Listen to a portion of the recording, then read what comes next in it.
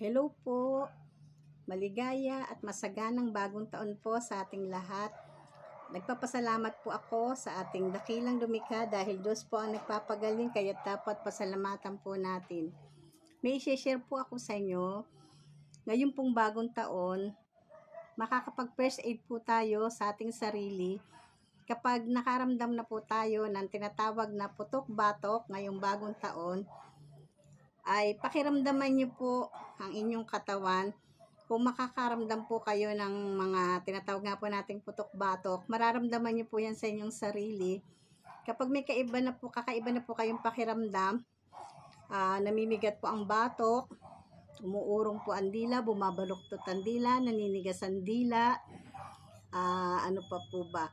Nangangapal ang pisngi, yung naglalakdyo, yung mga daliri ay naninigas. Yan po ay mga sign po na kailangan nyo na pong magpatingin o magpadala sa ospital dahil pwede pong maging cause ng stroke yan.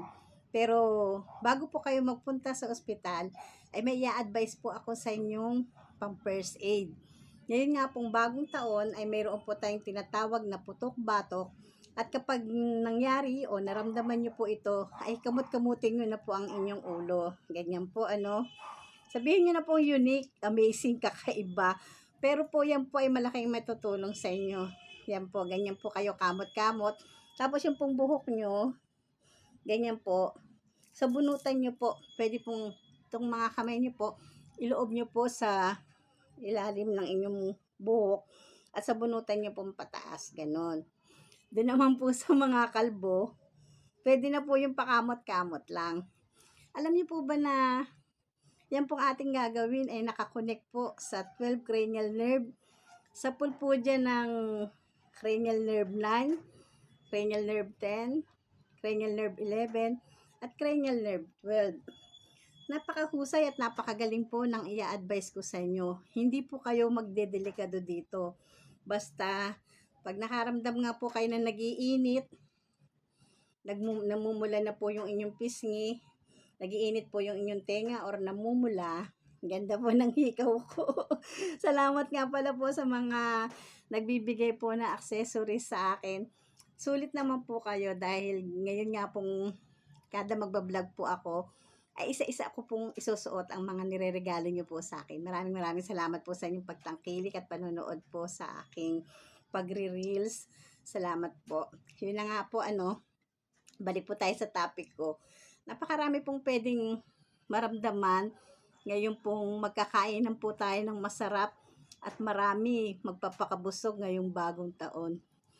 Alam niyo po ba na ang cranial nerve 9 ay glossopharyngeal. Yan po yung ating pharynx. Nakakonek po sa ating lalamunan. Di isa na po yan. Ang cranial nerve 10 naman po ay nakakonek po sa ating buong katawan, lalo na po sa ating tiyan at sa ating ulo. Ibig sabihin po, kung magpapakabusog po tayo at kakain ng marami, ay malaki po ang posibilidad na manikip po ang ating dibdib. Dahil nga po, ang vagus nerve 10 or cranial nerve 10 ay nakakonek po sa ating dibdib. Napakalaki po ng connection. Halos lahat po ng parte ng ating katawan ay nakakonek po sa cranial nerve 10. Di po ba? Pag nabusog ka, mabubusog ka po. Yung pong dibdib mo pwedeng manikip at yung pong lalamunan mo ay pwede pong manikip din. At mahirapang maging cause po ng hirap sa paghinga. May pagkadelikado rin po, lalo na po dun sa mga may thyroid. Di po ba? Dami pong matatamaang karamdaman, po. Pero hindi po yung karamdaman ng ating, ang gusto ko pong mangyari ay yung kalutasan at maiwasan po ang karamdaman. Yun na nga po, yung cranial nerve 10. At ang cranial nerve 11 naman po, ay ang accessory nerve. Dito naman po yung nakakonect sa ating lieg, sa ating batok. Diyan po. Pag po nanakit yan, mas mabuti pong huwag nyo pong hahawakan. Kasi baka po, marami po kayong mga bara-bara, mga nuts po, o mga bumps po dyan sa inyong balikat, ay magdelikado pa po kayo, lalo na nga po, busog po kayo, dala nga po ng tinatawag nating putok-batok, di po ba? At yun na nga po, ang cranial nerve 12 naman po, ay ang ating dila.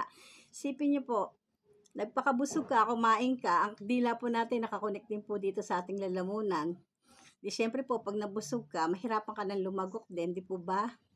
Kaya ang dami po nating pwedeng magawa para po maiwasan po natin ang atake, ang stroke, o ang ma-hospital po. Pero, yun nga po, ito nga po mga sinasabi ko sa inyong sign, ay